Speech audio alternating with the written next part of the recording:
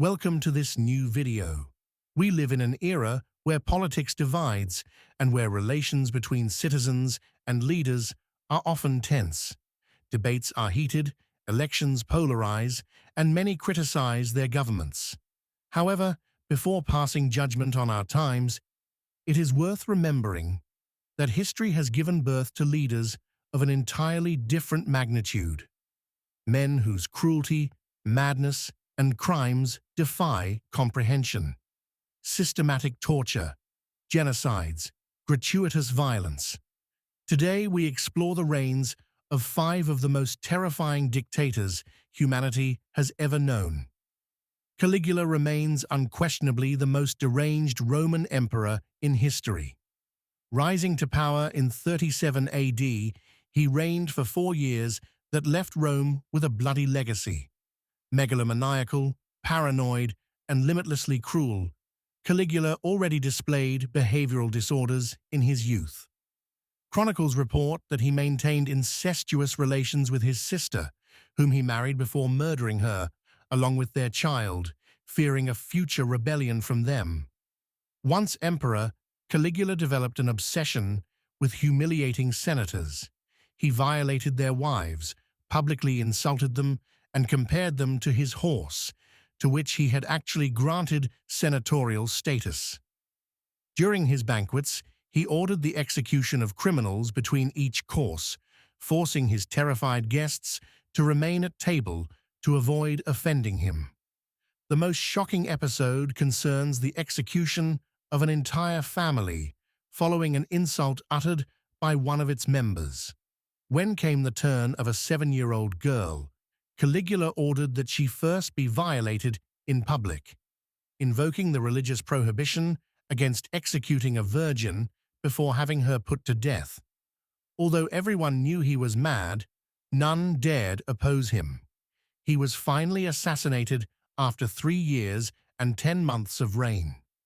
Nero ascended to the imperial throne in 54 AD and remained famous for having, according to accusations, set fire to Rome in order to erect a grandiose personal palace there. Unlike political affairs, Nero favored the arts. While famine ravaged the empire, he performed on stage with his theatrical troupe. But behind this artistic facade lurked a bloodthirsty despot. Historical accounts accuse him of assassinating his own mother, poisoning his adoptive brother, and decapitating his first wife to offer her head to the second. This macabre relic then served as his pincushion. Conjugal love lasting little, he beat his pregnant second wife to death and attacked the child she was carrying. Declared a public enemy by the Senate, Nero fled Rome to escape the traditional punishment reserved for traitors, being thrown naked, head caught in a fork, then flogged to death. He finally chose suicide with the assistance of his secretary in June 68. It should be noted that historians remain divided on Nero's character. Some consider him a remarkable emperor, others a bloodthirsty tyrant. Ivan IV, Vasilievich, called the Terrible, born in 1530, embodied violence in its purest form.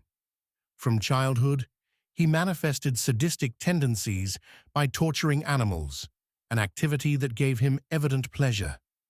Becoming the first Tsar of all the Russias in 1547, the early years of his reign seemed relatively peaceful. Everything changed in 1560 with the death of his first wife, Anastasia Romanovna, whom he suspected of being poisoned by the boyars, the Russian aristocracy.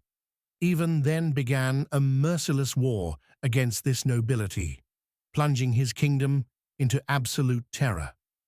A notable element, he consumed mercury daily to protect himself against poisoning, a substance that probably contributed to his progressive mental deterioration.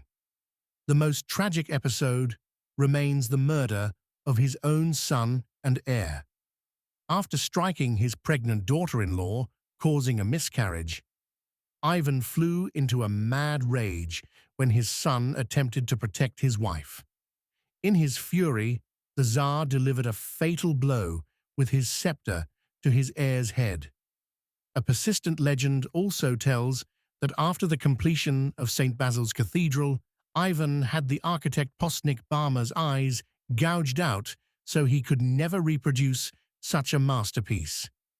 Ivan the Terrible died on March 28, 1584, under circumstances that remain mysterious. Adolf Hitler embodies one of the darkest chapters in contemporary history. A failed artist in his youth, he repeatedly failed entrance exams to art schools and sank into poverty. It was during this difficult period that he adhered to the anti-Semitic and anti-communist theories in vogue. After a failed putsch in Munich and a prison stay, he wrote Mein Kampf, the manifesto of his ideology. Appointed chancellor in 1933, his undeniable charisma allowed him to subjugate the masses and progressively control the entire state apparatus, surrounding himself with loyal lieutenants like Göring, Himmler, and Goebbels. He founded his political police, the SS, on the ashes of his first militias, which he had eliminated to suppress all internal dissent.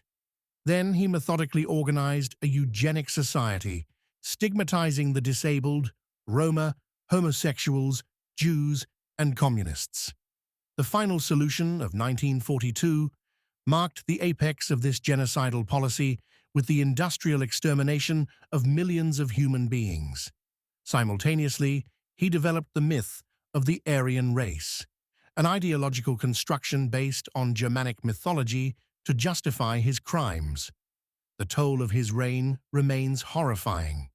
A terrorized population, 5 million political assassinations, a world war causing 60 million deaths, 2.5% of the world's population, a divided Germany, and an international trauma still perceptible today. Hitler ended his life in his Berlin bunker on April 30, 1945, facing the advance of Allied forces. Vlad III, Prince of Wallachia in the 15th century, probably remains the most feared ruler in history. Nicknamed Dracula, son of the devil, he inspired the legend of Count Dracula. His preferred method for eliminating enemies consisted of impalement, a torture he practiced while taking his meals, as the smell of this torture allegedly stimulated his appetite. This torture consisted of piercing the victim with a greased stake through the anus, then raising them vertically so they would slide slowly under their own weight until death. The diameter of the stake was calculated to prolong the agony as long as possible.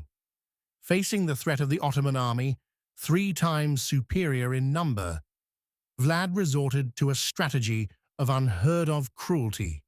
He had his own population massively impaled, craftsmen, servants, clergy, children, along the borders of his principality. This demonstration of barbarism had the intended effect.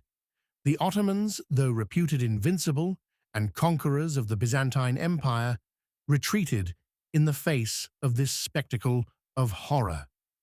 Vlad thus succeeded, through his murderous madness, in frightening one of the most powerful armies of his time.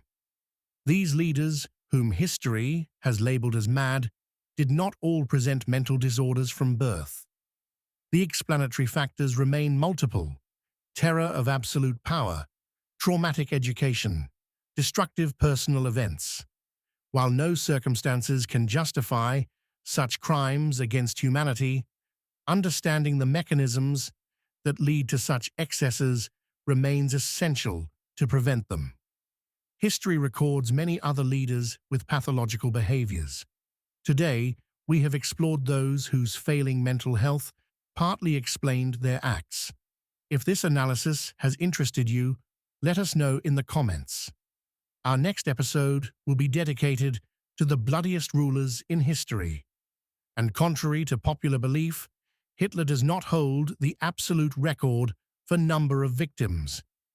Thank you for your attention. Please subscribe to the channel and activate notifications to not miss any of our historical analyses.